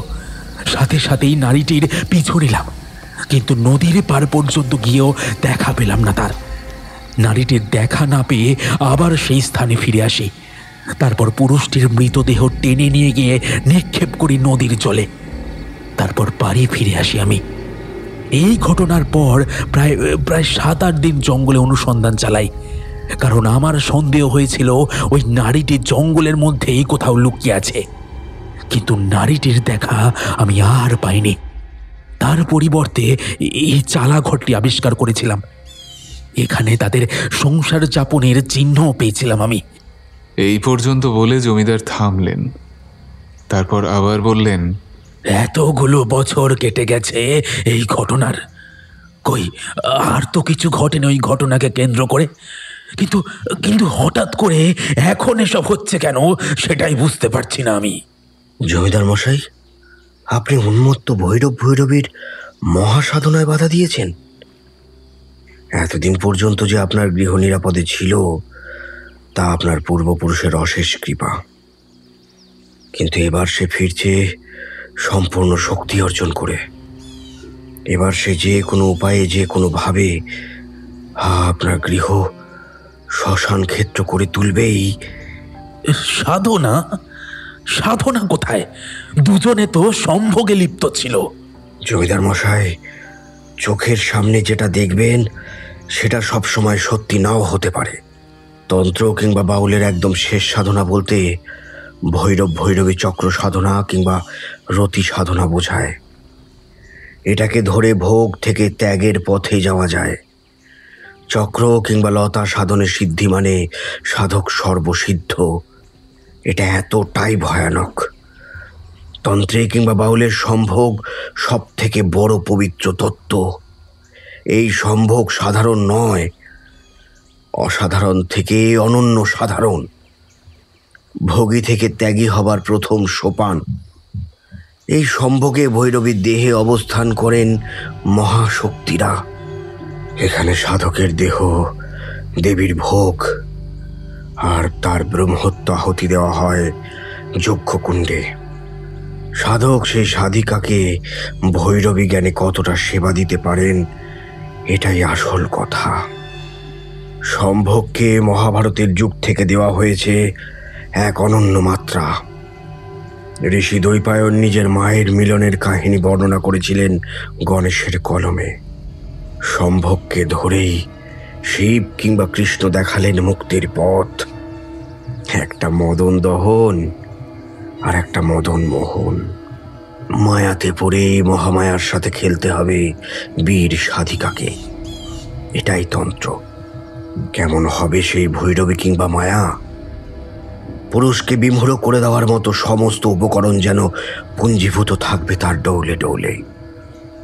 বিপুলা নিতম্ব জঙ্ঘা, দৃঢ় পিনদ্ধ বক্ষদয়, ক্ষীণকটি। ভৈরবীর বর্ণনা এমনই। পঞ্চবিধ পুষ্পে করতে হবে দেবীর শৃঙ্গার। শক্তির উন্নত উন্মুক্ত বক্ষে রক্তচন্দন, অগুরু ও অষ্টগন্ধা দিয়ে আঁকতে হবে এক বিশেষ যন্ত্রম। নাস্বাদি শেষ করার পরে শক্তির তথা ভৈরবীর হৃদয় স্পর্শ করে 14 বীজ কামেশ্বরী ত্রিপুরা ভৈরবী ইহা গচ্ছ ইহা গচ্ছ, ইহা স্থিত ইহ স্বয়ং সুপ্রতিষ্ঠিত ভব, এই মন্ত্র পাঠ করে সর্বসংক্ষোভকারিণী মুদ্রা দ্বারা 54 বার এক বিশেষ মন্ত্র বিকার শূন্য মনে জপ করতে হবে। শক্তিকে মহা স্নান করানোর জন্য স্থাপন করতে হয় এক কলস। পা থেকে ব্রহ্মতালু অবধি করতে হবে অঙ্গন্যাস। প্রতিটি চক্র, দেহের প্রতিটি অঙ্গ ছুঁয়ে ছুঁয়ে বলতে হবে গুপ্ত মন্ত্র। কামকে শিওরে রেখে এই সাধনা সম্পূর্ণ করা সাধারণ ব্যাপার নয়। বামাচারী সাধনায় তাই সাধককে হতে হবে বীরাচারী। শ্মশান শিবের বাসস্থান। জীবই শিব। সাধিকা নিজেকে যোনি ভেবে সাধককে শুক্লা কিংবা কৃষ্ণপক্ষের অষ্টমী কিংবা চতুর্দশী তিথিতে শ্মশানে আহ্বান করবেন। পবিত্র এই ভূমিতে লিঙ্গ পূজা করে আনন্দময় মহারতী সমুদ্রে ভাসবেন। মহাপূজা শেষে দক্ষিণা দান করে পরমানন্দে বিহার করবেন শ্মশান মানে জনিপীঠে। কৃষ্ণপক্ষ মানে নারীর রজ, আর দক্ষিণা দান মানে শুক্রস্খলন। তবে এটা ভোগ হয় না তখন, এটাই হয় ত্যাগের মহাপ্রসাদ। এই বলে শ্মশান ওঝা একটু থামল। তারপর আবার বলল, জমিদার বাবু, সেই মহাসাধিকা আপনাদের আশেপাশেই আছে। আপনাদের প্রতিটা পদক্ষেপের উপর তার নজর রয়েছে। যে কোনো মূল্যে সে তার প্রতিশোধ নেবেই। কিন্তু বাবা, শত্রুকে না চিনলে তাকে প্রতিরোধ করা যাবে কি উপায়? সাধারণত তাকে চেনার কোনো উপায় নেই। শুধু একটা কথাই মনে রাখবেন, সে আছে, আপনাদের আশেপাশেই আছে। সঠিক সময় এলে সে নিজে থেকেই সামনে আসবে। জমিদার উদ্বিগ্ন কণ্ঠে বলে উঠলেন, কিন্তু কিন্তু চন্দ্রকান্তের প্রাণ কেন নিল সে? চন্দ্রকান্ত তো তার কোনো ক্ষতি করেনি। আর সেই দাসী? কে দাসী? জমিদারের কথার মাঝেই প্রশ্ন করল শ্মশান ওঝা। জমিদার দাসীর সকল ঘটনা খুলে বলল। সব শুনে শ্মশান ওঝা বলল, আমার ধারণাই সঠিক হলো তাহলে। জমিদার বাবু, আপনার ভ্রাতা আবার ফিরে এসেছে। সেই সাধিকা তাকে আবার ফিরিয়ে এনেছে, তবে এবার অন্য রূপে, অন্যভাবে তার এই প্রতিশোধের খেলায় সামিল করাতে। দেখুন জমিদার বাবু, সেই মহিলার কাছে আপনার গৃহের সমস্ত খবরাখবর রয়েছে। সে জানতো চন্দ্রকান্ত আপনার অত্যন্ত প্রিয়, তাই ছলে বলে কৌশলে চন্দ্রকান্তের মৃত্যু ঘটিয়েছে। কারণ কাছের মানুষকে হারানোর যে কি ব্যথা, সেটা সে আপনাকে বোঝাতে চেয়েছে। আর দাসী মনে হয় এমন কিছু জেনে ফেলেছিল যেটা তার জন্য সমীচীন নয়, তাই তাকে হত্যা করা হয়েছে। আর রইল পরে আপনার ভ্রাতার ফিরে আসার কথা, সেটা প্রেত সাধনার একটা বিষয়। দেখুন, মানুষ মারা যাবার পর দেহশূন্য হলে তখন তার আত্মার অবস্থান হয় সূক্ষ্ম জগতে, যাকে প্রেতলোক বলা হয়। এদের চোখে দেখা যায় না, এরা হাওয়ার মতো, তবে বিশেষ বিশেষ ক্ষেত্রে অনুভূত হয়। তন্ত্র সাধক বা সাধিকা নিজের অভীষ্ট সিদ্ধির ক্ষেত্রে কিংবা বিশেষ কোনো কাজের জন্য প্রেত সাধনা করে থাকে। সাধক সেই সব প্রেতেদের থেকে অনেক রকম সাহায্য পেয়ে থাকে। আমরা সাধারণ মানুষ সূক্ষ্ম চোখে অনেক কিছুই দেখতে পাই না, কিন্তু অশরীরী প্রেতাত্মারা অনেক দূরের জিনিস কিংবা দুর্লভ জিনিসের খোঁজও সাধককে দিতে পারে।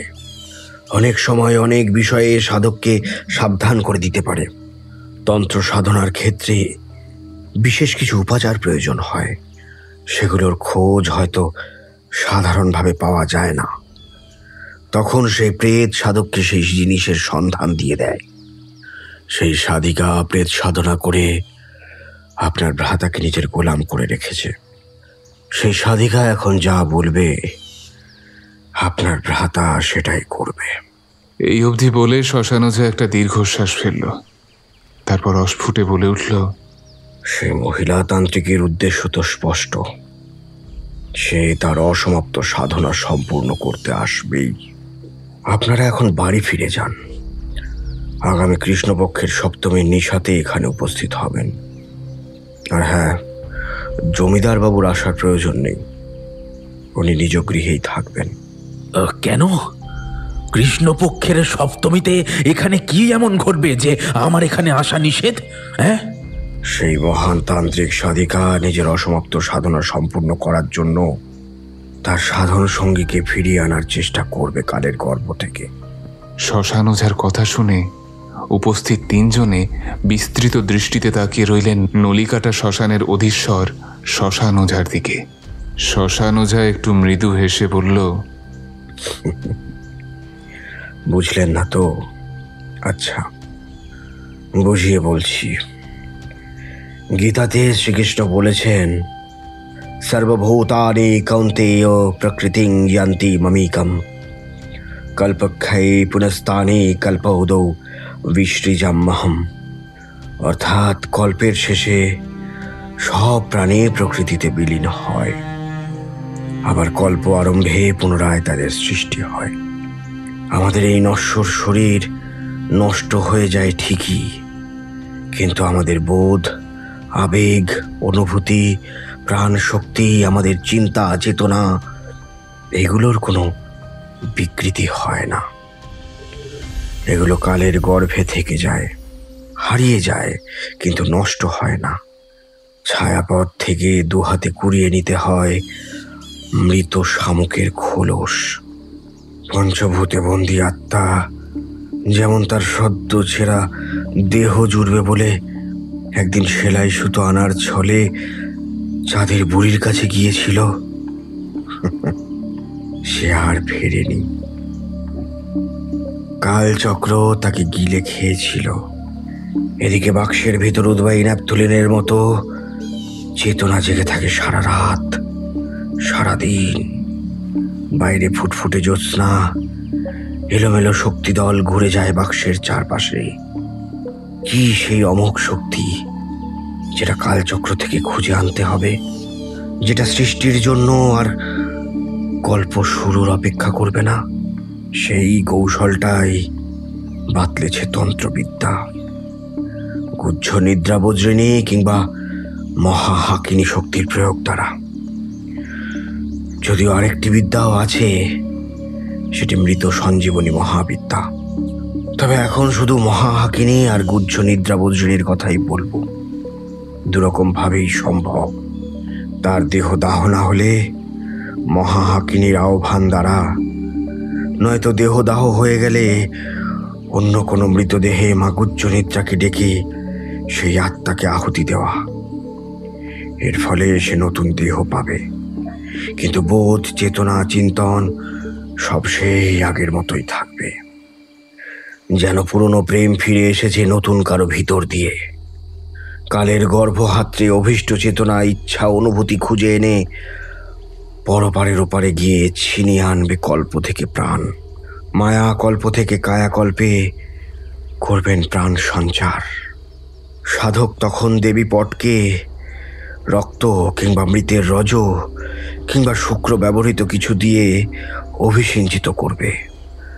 দেবী ভোগ গ্রহণ করলে তবে আবার পুনর্জন্ম হবে ভোক্তার। প্রতি 7 বছর পর পর মানব দেহে পরিবর্তন আসে। তাই এই অনুষ্ঠান করা হয় কৃষ্ণপক্ষের সপ্তমীর নিশীতে। 7 চক্র, তাই সপ্তমী। এই সাধনা মহামায়ার ইচ্ছার বিরুদ্ধে। তাই ভয়ানক এর পরিণতি স্বরূপ বীরভোগ্য বসুন্ধরা হয়তো একদিন প্রেতভোগ্য হয়ে উঠবে। এই সাধনা তাই এখন লুপ্ত প্রায়। কিন্তু সেই মহান সাধিকা মহামায়ার বিরুদ্ধে গিয়ে তার সাধন সঙ্গীকে ফিরিয়ে আনার জন্য কৃষ্ণ সপ্তমীর নিশীতে গভীর জঙ্গলে সেই ডাকিনী পিঠে সেই অনুষ্ঠানই সম্পূর্ণ করবে। আচ্ছা, আপনি কি বললেন এক্ষুনি? দেহ দাহ না হলে মহাহাকিনী, আর দেহ দাহ হয়ে গেলে অন্য কোনো মৃতদেহ।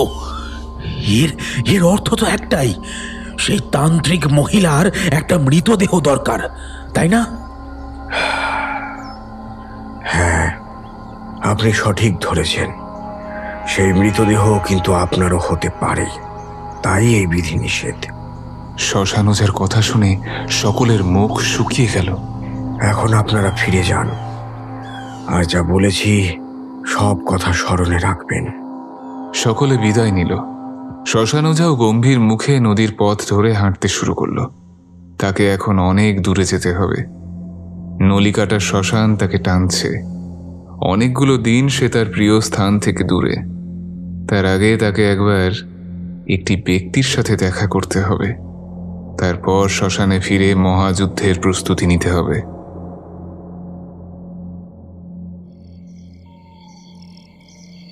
আজ কৃষ্ণপক্ষের গভীর রাত। নলিকাটা শ্মশানে শুকনো নিমগাছ তলায় গভীর ধ্যানে মগ্ন শ্মশান ওঝা। শীতলপুর গ্রাম থেকে ফিরে পর্যন্ত নিজেকে ধ্যানে মগ্ন রেখেছে, কারণ শীতলপুরের জমিদারকে রক্ষা করার জন্য দরকার খুব শক্তিশালী প্রয়োগের। আজ সে যে প্রয়োগ করবে তার জন্য প্রয়োজন ছিল নিজের অন্তরের শক্তিকে জাগরিত করার, নিজের ওপর বিশ্বাস রাখার, নিজেকে শান্ত রাখার। নইলে সামান্য ভুলে ঘটে যাবে মহাপ্রলয়। শ্মশানোঝা পুজোর উপকরণ হিসেবে পাশে সাজিয়ে রেখেছে ইঁদুরের গর্তের ধান, বাজ পড়া অসত্যের মূল, যজ্ঞ ডুমুরের কাঠ প্রভৃতি। এদিকে জমিদার সূর্যকান্ত রায় রাতের আহার শেষ করে নিদ্রায় আচ্ছন্ন। বৃদ্ধ নায়েব আর পুরোহিত সাথে 2 সশস্ত্র লাঠিয়াল নিয়ে বেরিয়ে পড়লেন জঙ্গলের উদ্দেশ্যে। দুই লাঠিয়ালের হাতে দুই জ্বলন্ত মশাল। তারা জঙ্গলের সামনে পৌঁছে মশাল দুটি নিভিয়ে দিল। তারপর কৃষ্ণপক্ষের নিশির অন্তরালে প্রবেশ করলেন জঙ্গলে। নলিকাটা শ্মশানে রাত জাগা শিয়ালের দল রাতের প্রহর ঘোষণা করল। আজ তাদের ধ্বনিতে একটা চাপা উল্লাস স্পষ্ট। কোনো কারণে তারা ভীষণ আনন্দিত। তারা নলিকাটা শ্মশানকে কেন্দ্র করে যেন নৃত্য করে বেড়াতে লাগলো। শ্মশান ওঝা চোখ খুলল, আকাশের দিকে তাকিয়ে বোধহয় রাত অনুমান করল। তারপর উঠে গেল চিতার পাশে। সেই স্থান আগে থেকেই সযত্নে পরিষ্কার করে রাখা ছিল। সেখানে পৌঁছে শ্মশান ওঝা আসন পাতল। ধীরে ধীরে সমস্ত পূজার উপকরণ সেখানে নিয়ে এসে রাখল। তারপর অষ্টগন্ধা দ্বারা ভূর্জপত্রে অঙ্কন করল একটি যন্ত্র। তারপর ধূপ দীপ জেলে যন্ত্রদ্বার সম্পূর্ণ করল। অতঃপর চিতার পোড়া কাঠ নিয়ে প্রস্তুত হলো যজ্ঞভূমি। এদিকে বৃদ্ধ নায়েব, পুরোহিত আর দুই অস্ত্রধারী লাঠিয়াল জঙ্গলের মধ্যে সেই মাটির চালাঘরটির সামনে উপস্থিত হয়ে দেখল, চালাঘরের সামনে অন্ধকারের মধ্যে মিশে কি একজন যেন বসে রয়েছে। তার কাছে যেতেই সেই আগন্তুক এগিয়ে এলো তার কাছে। তারপর মৃদু কণ্ঠে বলল, আপনারা এসে পড়েছেন, চলুন আমার সাথে। হ্যাঁ, কিন্তু আপনি কে? আর শ্মশান ওঝাই বা কোথায়? আমার নাম মধুকর। শ্মশান ওঝার আমি একই গুরুর কাছে দীক্ষিত। শ্মশান ওঝার আহ্বানে আমি এখানে পদার্পণ করেছি। শ্মশান ওঝা ফিরে গেছেন নলিকাটা শ্মশানে। ওখান থেকেই সে ক্রিয়া করবে। আর দেরি নয়, এখানে থাকাটা ঠিক হবে না। চলুন। কিন্তু কোথায় যাব? ডাকিনী পিঠে। সেখানে এতক্ষণে অনুষ্ঠান শুরু হয়ে গেছে। মায়াকল্প থেকে কায়াকল্পে প্রাণ সঞ্চার করার প্রক্রিয়া। চলুন দ্রুত। এই বলে সকলেই জঙ্গলের গভীরে প্রবেশ করতে লাগলো।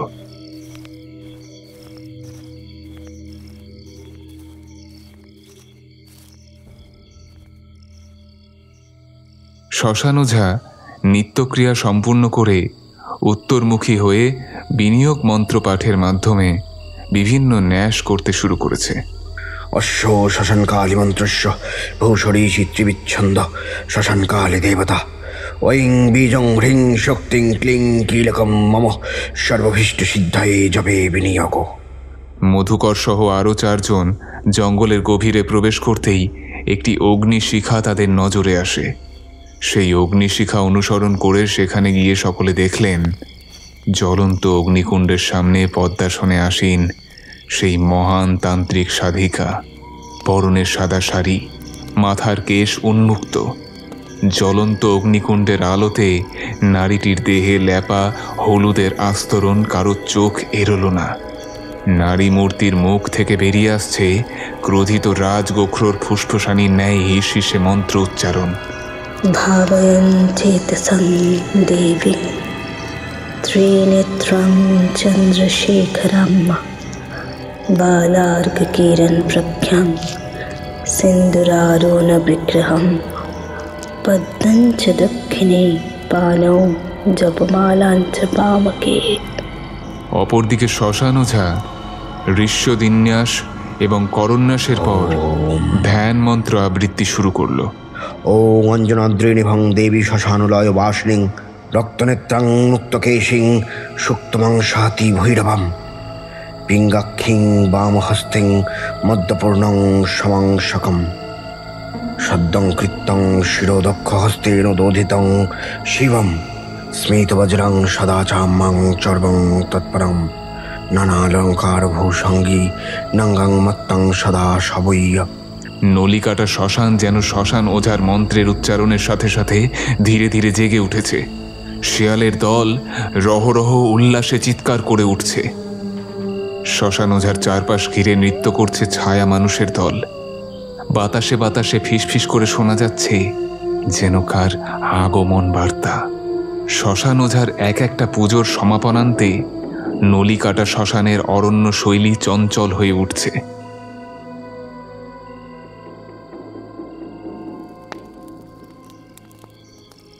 শীতলপুর জঙ্গলের গভীরে উপস্থিত 5 জন দেখলেন সেই সাধিকা তার সামনে অঙ্কিত যন্ত্রের উপর পূজা শুরু করেছে। সেই নারী মূর্তির মুখ তখনও তারা দেখতে পায়নি, কারণ সকলে যেখানে দাঁড়িয়ে সেই ক্রিয়াকলাপ দেখছিল সেখান থেকে শুধুমাত্র নারী মূর্তির পশ্চাৎ দেশ দেখা যাচ্ছে।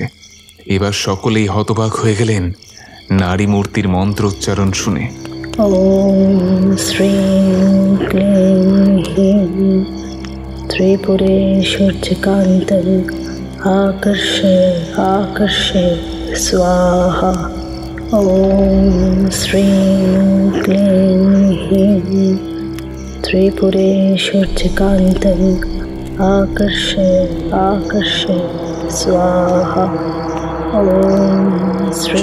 জমিদার বাবুর নাম উচ্চারণ করছে কেন? শ্মশান যা সঠিক অনুমান করেছিল, তবে ওই তান্ত্রিক সাধিকা জমিদার বাবুর মৃত শরীরে ফিরিয়ে আনবে তার সাধন সঙ্গীকে। নায়েব মশাই জমিদার বাবুর উপর আকর্ষণ ক্রিয়া করছে ওই সাধিকা, তাকে এখানে ডেকে আনার জন্য। এখন কি হবে তাহলে? চিন্তা করবেন না, শ্মশানের উপর ভরসা রাখুন।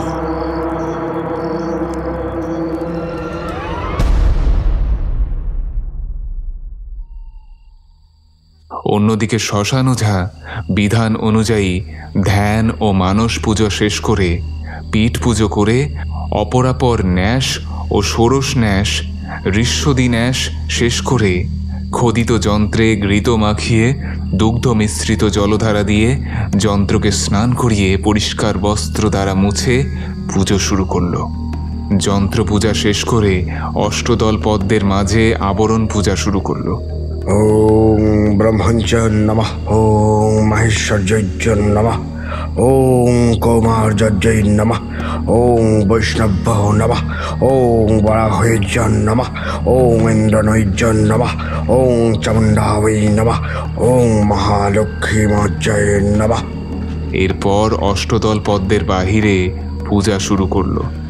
ওম শীতাঙ্গ ভৈরবায় নমঃ, ওম রুরু ভৈরবায় নমঃ, ওম চণ্ড ভৈরবায় নমঃ, ওম ক্রোধ ভৈরবায় নমঃ, উন্মত্ত ভৈরবায় নমঃ, ওম কপালি ভৈরবায় নমঃ, ভীষণ ভৈরবায় নমঃ, সংহার ভৈরবায় নমঃ। এদিকে শীতলপুরের জঙ্গলে উপস্থিত সকলে দেখলেন জঙ্গলের মধ্যে টলতে টলতে এসে উপস্থিত হল জমিদার সূর্যকান্ত রায়। চোখ নিদ্রামগ্ন, নেশাগ্রস্তের মতো টলছে। নায়েব বললেন, জমিদার বাবু তো ঘুমিয়ে পড়েছিলেন, এখানে কি করে এলেন? নায়েব মশাই, এই ক্রিয়া দ্বারা অপ্সরাদেরও আকর্ষণ করা যায়। এই ক্রিয়া এতটাই শক্তিশালী। হঠাৎ এক পৈশাচিক মনুষ্যকণ্ঠের অট্টহাসিতে শিউরে উঠল সকলে। তান্ত্রিক সাধিকা হাসছে, দুই হাত ওপর দিকে তুলে উল্লাসে উচ্ছ্বসিত হয়ে উঠেছে। তান্ত্রিক সাধিকা হাসতে হাসতে উঠে দাঁড়ালো, তারপর এক পা দুপা করে এগিয়ে গেল জমিদার সূর্যকান্তের দিকে। ঠিক তখনই অগ্নিকুণ্ডের আলোতে তান্ত্রিক সাধিকার মুখ স্পষ্ট দেখতে পেল সকলে। মধুকর ছাড়া সকলেই যেন স্তম্ভিত হয়ে গেল। বৃদ্ধ নায়েব আরেকটু হলেই মাটিতে পড়ে যাচ্ছিলেন।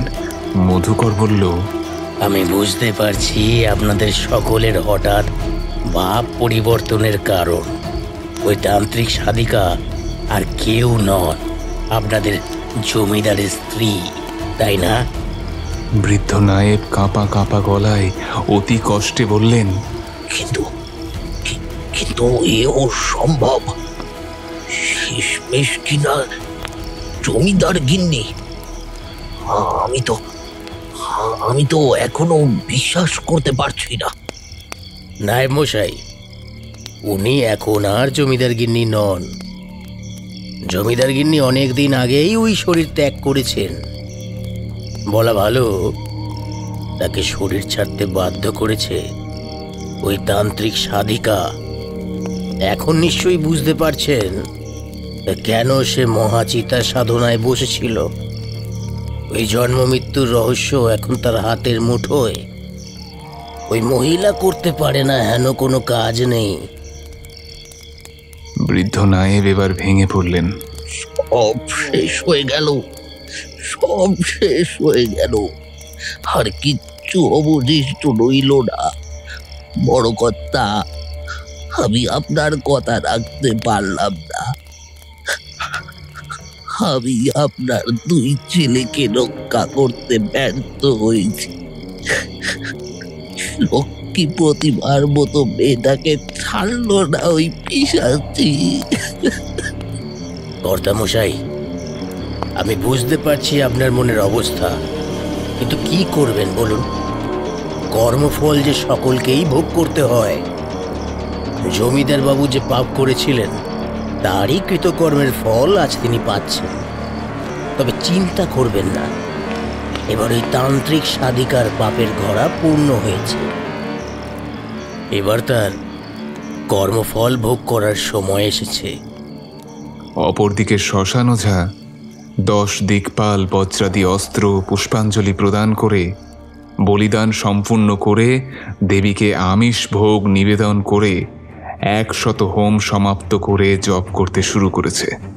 ওইং হ্রিং শ্রিং ক্লিং কালিকে ক্লিং শ্রিং হ্রিং ওইং ওইং হ্রিং শ্রিং ক্লিং কালিকে ক্লিং শ্রিং হ্রিং ওইং ওইং হ্রিং শ্রিং ক্লিং কালিকে ক্লিং শ্রিং হ্রিং ওইং ওইং হ্রিং শ্রিং ক্লিং কালিকে ক্লিং শ্রিং হ্রিং ওইং ওইং হ্রিং শ্রিং। হঠাৎ দিক বিদিক বিদীর্ণ করে প্রবল বেগে ঝড় উঠল নলিকাটা শ্মশানের চত্বরে।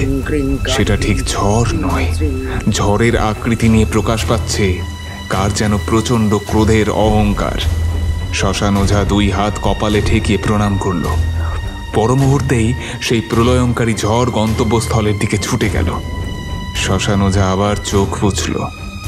শীতলপুরের জঙ্গলে ইতিমধ্যেই শুরু হয়ে গেছে মায়াকল্প থেকে ছায়াকল্পে প্রাণ সঞ্চার প্রক্রিয়া। তান্ত্রিক সাধিকা পদ্মাসনে আসীন হয়ে অজানা ভাষায় উচ্চারণ করে চলেছে কোনো দুর্বিষহ মন্ত্র। তান্ত্রিক সাধিকার পাশে মাটির উপর পড়ে রয়েছে জমিদার সূর্যকান্ত রায়, সব শিবের মতো নিষ্ক্রিয়, নির্জীব, স্পন্দনহীন অবস্থায়। জঙ্গলে উপস্থিত বাকি 5 জন অসহায়ের মতো দাঁড়িয়ে দাঁড়িয়ে দেখছিল সেই দৃশ্য। হঠাৎ মধুকরের সমস্ত শরীর জুড়ে একটা রোমাঞ্চ খেলে গেল। একটা হিম শীতল অনুভূতি শরীরের সমস্ত রোমকূপের অলিতে গলিতে এসে বিদ্ধ হতে লাগলো। তার সমস্ত ইন্দ্রিয় সজাগ হয়ে উঠল। জঙ্গলের প্রতিটা শব্দ সে কান পেতে শুনতে লাগলো। বহু দূরে কোথাও শেয়ালের পাল তারস্বরে চিৎকার করে উঠল, কিন্তু শেয়ালের ডাকের মধ্যে ওকে উলুধ্বনি করে উঠল। তবে কি? মধুকর আর দেরি করল না, দ্রুত বৃদ্ধ নায়েব আর পুরোহিতের উদ্দেশ্যে বলে উঠল, হ্যাঁ মশাই, পুরোহিত মশাই চলুন এক্ষুনি, আর এখানে থাকা ঠিক হবে না। সে আসছে, আর বেশি কিছু বলার সময় নেই। কি ছেলে মানুষই করছো মধুকর? জমিদার বাবু ওখানে মৃত্যুর দোরগড়ায় শুয়ে আছে, তাকে একা ফেলে রেখে আমি বীরুর মতো পালিয়ে যাব?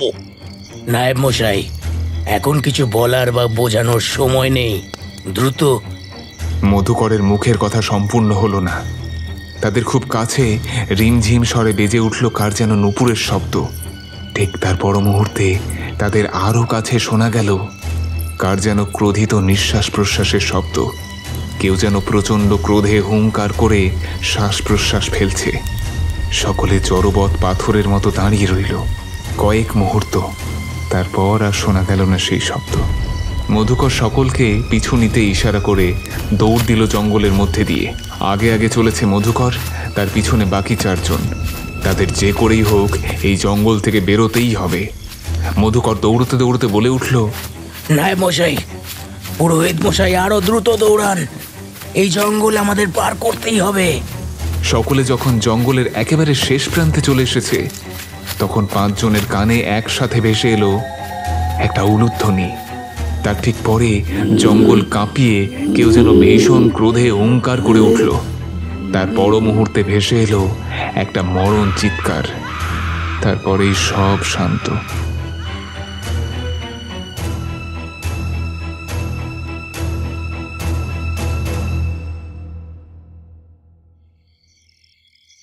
নলিকাটা শ্মশানে শ্মশান ওঝার চোখ বুজেছিল। তার চোখের কোণ দিয়ে গড়িয়ে পড়ল একটা নোনা জলের ধারা। শ্মশান ওঝা চোখ না খুলেই বলল, একদিন না একদিন যেতে সবাইকে হবে। এই আসা যাওয়ার মাঝে অনিত্যম সুখম লোকমিমং প্রাপ্য ভজস্ব মাম, তাতেই মুক্তি।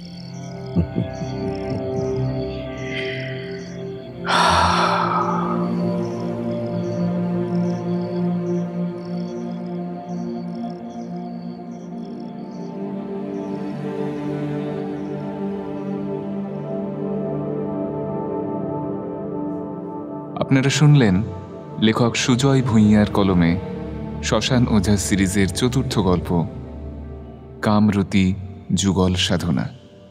গল্পের নাট্যরূপ করেছেন অমিত সরকার ও পূর্বা তালুকদার। গল্পের সূত্রধার ও কথক আমি অমিত সরকার। শ্মশান ওঝা চরিত্রে কণ্ঠ দিয়েছেন শুভদীপ ঘোষ। মধুকর চরিত্রে কণ্ঠ দিয়েছেন অগ্নিদ। নায়েব চরিত্রে কণ্ঠ দিয়েছেন সৌরভ রায়। সূর্যকান্ত চরিত্রে কণ্ঠ দিয়েছেন আদিত্য বসু। চন্দ্রকান্ত চরিত্রে কণ্ঠ দিয়েছেন সুজন ঘোষ। শিবাঙ্গিনী চরিত্রে কণ্ঠ দিয়েছেন দেবশ্রী চক্রবর্তী পণ্ডিত। পুরোহিত রাম চরিত্রে কণ্ঠ দিয়েছেন কৌশিক ব্যানার্জি। ধ্বনি সংযোজন করেছেন রিম্পা ঘোষ। সাউন্ড এডিটিং করেছেন শুভজিৎ বটপ্যাল। প্রচ্ছদ নির্মাণ করেছেন শুভদীপ ব্যানার্জি। সামগ্রিক পরিচালনা এবং পরিবেশনায় টিম লোককথা। তাহলে কেমন লাগলো আমাদের আজকের গল্প? কমেন্ট করে অবশ্যই আমাদের জানান। আর আমাদের চ্যানেলে নতুন হয়ে থাকলে চ্যানেলটি সাবস্ক্রাইব করে আমাদের পাশে থাকুন আর শুনতে থাকুন লোককথা, মুহূর্তের অনুভূতিগুলো যেখানে গল্প হয়ে ফুটে ওঠে।